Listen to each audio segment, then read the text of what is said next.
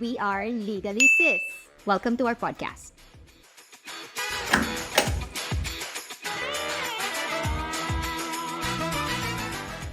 The information provided in the show is for general informational purposes only and should not be construed as legal advice on any subject matter. No attorney-client relationship is created between you and Duran Schultz Law.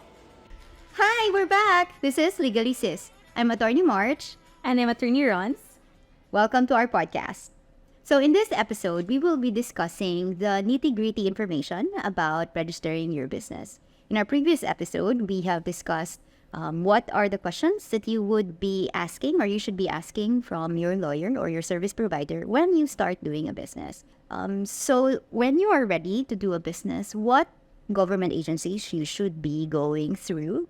What are the things that you should be prepared of? What are the information that should be handy so that when you start doing your business or when you start registering, it would be smooth flowing and easy for you to work on the process one by one. So Attorney Rhons is with us to help us to go through this process. Attorney Rhons, what are the government agencies that we need to go through whenever we start a business? Okay. For business registration purposes, there are 6 government offices you have to go through. First is the SEC, the Securities and Exchange Commission, if you are going to do a corporation. But if you're going to do a sole proprietorship, you have to go to the DTI, Department of Trade and Industry. After that, you have to get your mayor's permit before the BPLO or the Business Permit Licensing Office. And then you have to get your certificate of registration from the BIR, the Bureau of Internal Revenue. And lastly, the statutories. These are SSS, PhilHealth, and Pag-ibig. For our foreigner that are listening with us, could you please explain a little bit the importance of these government agencies? Okay. For the SEC and DTI, this is where you will get either a certificate of incorporation for corporations or a certificate of registration under the DTI for sole proprietorship. Basically, this signifies that your corporation or the sole proprietorship you have formed is already a legitimate business that is duly registered and established here in the Philippines. For the BPLO or the mayor's permit, basically you really need this because you cannot do your business legitimately if you don't have your mayor's permit posted in your office. This will be a requirement. If you don't have this, your office can get shut down or closed by the LGU, the local government unit. Also, you have to pay business taxes. So if you're not registered before the BPLO, You're in big trouble. you're in big trouble. For the BIR, since you are a legitimate business, there are taxes to be paid, whether as a corporation or sole proprietorship. So you need certificate of registration from the BIR. And lastly, for the statutories, since your corporation or sole proprietorship, you will be hiring employees. So as an employer, you have to register your company before the SSS, Phil, and Pag-ibig, and you have to remit the mandatory benefits to your employees. Okay. So let's start with the SEC. For this episode, we will skip the DTI. Perhaps we can have another episode for that because it's a short process and it is actually very easy online-wise when you want to start a business through the DTI. But the SEC is a little bit difficult. Attorney Rhons can attest to that because you have to do it online too. Yes. When I started with the firm, I used to do it manually. That was back in 2017. But I think around 2019, they have shifted to online applications. So there's what we have, the SEC SPARC, the Electronic Simplified Processing of Application for Registration of Companies. Now, from what we have seen, SEC has been continuously updating their portal in terms of registration. So there's a change every now and then. So probably in a few years after, when you watch this podcast, the registration for SEC will be different already. So once you're ready, please make sure to double check or consult before you proceed with the SEC registration. Correct. So once you are ready to register with the SEC, what do you think are the usual information that a person or a businessman should be ready of? Okay. First, you need to have your company name ready. We usually ask our clients to give at least 3 names. Why 3? Because you have to double check with the SEC if your name is available. If that's available, then you have to make a reservation for that. With the SPARC, it's already built in. So you have to input your suggested company name. just in case it doesn't get approved, then at least you have your second and third name suggestion in order to push through with your application. Aside from that, you also have to have an office address. Initially, for some companies, they don't, especially for startups, they don't Have an office office address, so they just get a virtual office. That's fine, but you have to double check with the nature of business because there are industries wherein you are really required to have a physical office. Like for recruitment, you need to have at least 40 square meters of office if you're going to do recruitment business. Aside from the address, you also need your capitalization. We've discussed this previously, but just to refresh our memory, for capitalization, there are three things that are asked. First is the authorized capital stock, the subscribed capital, and the paid up capital. For the authorized capital stock, this is the maximum amount stated in your Articles of Incorporation, which can be subscribed by the stockholders or investors of your company. For the subscribed capital, this is the portion in your authorized capital stock that's either which is subscribed by the stockholders by virtue of a subscription agreement. And for the paid up capital, out of the subscribed capital, this is the amount that is either fully paid by your stockholders. So for example, you have a 1 million authorized capital stock. And out of that 1 million, the stockholders have only subscribed, let's say, 500,000 pesos. So that's the subscribed capital. Out of that 500,000, the stockholders have just paid around, let's say, 100,000 pesos, or it could also be 500,000 pesos. It actually depends on the stockholders how much paid up capital they want to initially put for this company. And just take note that this paid up capital is actually for the initial operational expenses of the company. So we usually tell our clients that this amount has to be ready at least for the initial business operation, because come end of your fiscal year, the auditor will be asking you what happened to this paid up capital. So you could just say it's either your corporate bank account or partially it has already been used for operational expenses of the company, or you could say that this is cash on hand. You mentioned about the name of the company.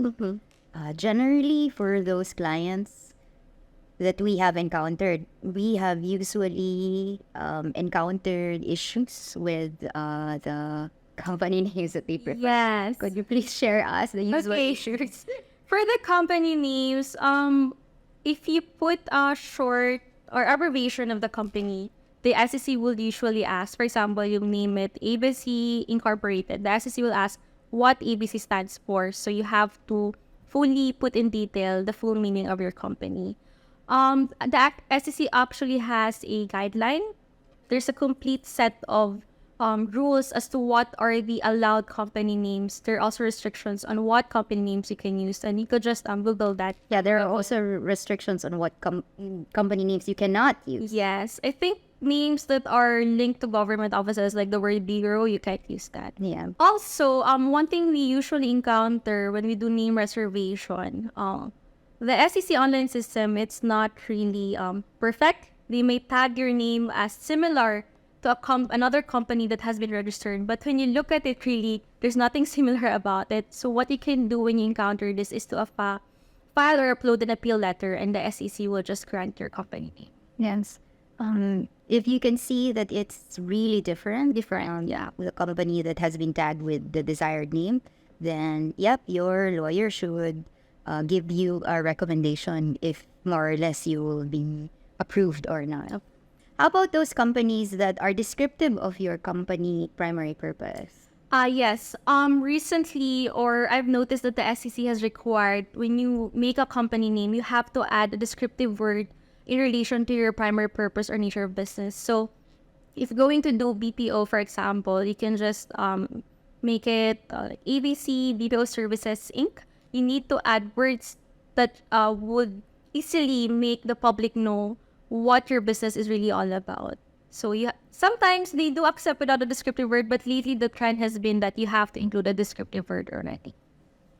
In the adding or inputting the address of the company, it is now necessary that the full address is Yes, there's also a SEC memorandum circular about that. Before, I think they were not so strict, but ever since I've started helping clients with their incorporation, the SEC, especially the portal now, you cannot proceed if you don't have the zip code, the district, the province. It has to be a complete address. And please keep in mind that that address has to be similar also or be consistent with the address appearing in the contract of lease. Because if it's different with your Articles of Incorporation and different with the lease contract, you'll have an issue with the Business Permit Licensing Office. They might question about the consistency as to the address. Yeah, because it's going to be difficult. Difficult. It requires a lot of documentation and change of name, change of address. Not only with the business permit, but also sometimes with the BIR. Correct. So you want to make sure that all of your documents and information that you've inputted are all consistent. Yes. Remember, you are applying with 6 government agencies. Yes. All those 6 government agencies will be asking for your exact address. So you have to pay attention to the detail. So this is the few or some of the things that we put our attention to, especially when we assess our clients, because we've encountered wherein the client has to go through a long process again just to correct this kind of errors. Yeah. So it's very important to get a good service provider. Yes, it can be really very expensive, especially if you've had your official receipt printed already. Correct. Yes. So, in other countries, our clients would compare the process. For example, in SEC, they'd say that they don't need to put the authorized capital versus in their country, you could, at any point in time, just have a board resolution and expand. How is that different with us in the Philippines? Here in our country, it is required because primarily it's actually under the revised corporation code. There's a template as to what are the contents of the AOI. But it doesn't mean if you've put, for example, 10 million pesos as your authorized capital, that's the full amount you have to shell out in order to start your business. That is not true. What you have to shell out is your paid-up capital or the initial amount you have declared for the operational expenses of your company. So what's stopping the business owners from having a high authorized capital instead of starting with a lower one? Well, it's probably because they have not really fully projected where their company is going to progress from the initial year or how much they're going to expand their company. So I think some are also conservative in terms of declaring their figures. But for those that are more adventurous or that could understand better the concept of authorized capital, they're not so very afraid to declare a bigger capital at the initial get. So once you've filled out the e-SPAR, who signs the Articles of Incorporation? Okay. The Articles of Incorporation are signed by at least 2 incorporators. It can be either a Filipino or a foreigner, but that person, as much as possible, has to be here in the Philippines because if the Articles of Incorporation, if the signatories are outside, you have to go through apostille or consideration. So that's one of the bottlenecks that you have to go. Yeah, it can be a long time. Yes, it can cause a delay with your registration process. So when we deal with our clients, we always ask, where are incorporators? Are they here in Manila? Are they available to sign? If it's really not possible, then that's fine. You can just sign outside the Philippines, but you have to be mindful of this additional process that could drag on the timeline processing of your registration. Speaking about timeline, how long does it take to finish from the time you have uploaded all the information with the e-SPAR? Okay, but for the bigger picture, the whole business registration, it takes at least 4 to 6 months ideally, or it could, worst case scenario, 6 to 8 months for various reasons. For the SEC, you can actually register in just 1 day. There's what we call the 1-day SEC registration. But you have to double check if the nature of your business qualifies for this 1-day registration. It's usually for a 100% Filipino type of company or the 60-40 company. If you're not under that list, then you have to go through the regular processing. Before, when the SPERT started, it used to be 3 to 7 days. You can be done with it. But if the SEC has comments about your application, it could drag on, let's say, 1 to 2 weeks. It really depends if your details are complete. But for the whole processing timeline, it could finish in 1 month or 2 months. Why? Because after you have completed everything, you have submitted all the documents, the release of the certificate of incorporation takes at least 3 to 4 weeks. So once you're finished with the SEC, you mentioned that you are expected to have an Articles of Incorporation. Yes. What else should the SEC be giving you once you're done? Okay. Once you're done with the SEC, you will be handed over a certificate of incorporation. So this is a certification stating that your company is duly registered already. It has your incorporation date and your SEC registration number. After that, you'll also have the Articles of Incorporation. So this is a document or it's a charter that signifies the start of the formation of a company. And it contains the name of your company, the purpose, the address, how many are the shareholders, how much is the capital, how many directors, and you also have the bylaws. So the bylaws is another document issued by the SEC. This actually contains the internal rules and procedures on how to go about the management or the internal management of the company. It provides the provisions for annual meetings, the quorums, what are the rules for the elections of the board of directors, board of trustees, what are the, if there are any disqualifications or restrictions, also as to the type of fiscal year your company is under.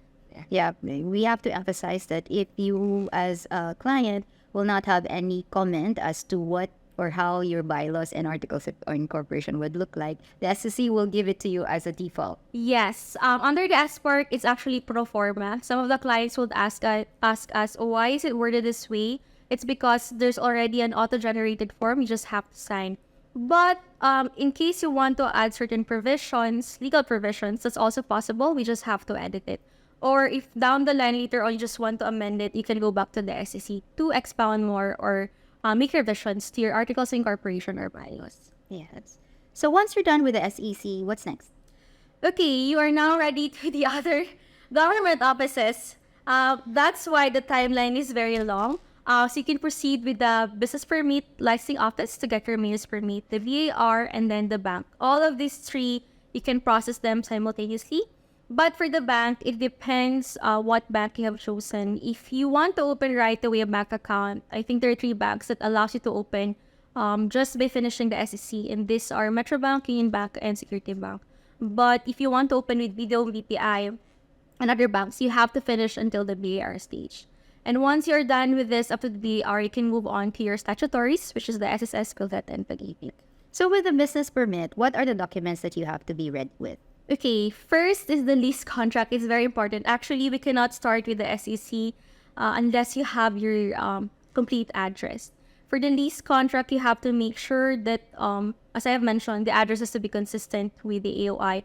And also, the lease is under the name of the company. Because if it's under a different name, you will have a problem processing your mayor's permit. Isn't it a chicken and egg? Once you've started the Yes. SEC, you still don't have your company name. You don't know if your company Yes. will be approved. How do That you... is true. So usually it's under the name of the representative, and then later on we just tell them to tell your lessor to change the first page, or we make a provision that the company is for registration and it's just the name, so they could accept it. Okay, good. Aside from the lease, you also need certain documents to be signed, like certificate of no client, certificate of no employee. The lease varies per LGU, per the city where your office will be. So it's best to consult and ask what are the complete list of requirements. For the BAR, basically you need your secretary certificate if it's a corporation. Are about registration of the ATP in securing the BRCUR. You also need your 1903. And I think there's also the 0605. We have to also emphasize the penalties and interest if you don't pay or you don't register on time. On time. Yes. For example, with the BIR, there are shares of stock that has been issued and it's part of the requirement. Yes, you have to make sure that your DST on shares and lease are paid after the SEC certificate of incorporation has been released. And just to add, by the way, for the SEC, they now have the digital certificate of incorporation. Before, you have to wait for the actual hard copy. So once they issue the digital certificate of incorporation, you can proceed with the bank, BPLO, and the PAR. So they allow that already. So hopefully, down the line, they get to be more faster as the timeline and reduce the number of requirements or documents to be submitted. For the statutories or the mandatory government agencies that you have to be registered with, when is it proper time for you to be registered with these government agencies? Okay, definitely once you have employee to declare already, you have to be very specific about it, because we've seen clients that once they're done with the SEC, they already have hired employees, but they're not yet registered with the statutories or the other government offices. you will be at risk for penalties for late registration. Yes. So once you hire, you immediately You have to inform right away your service provider that you have employees who are ready to register.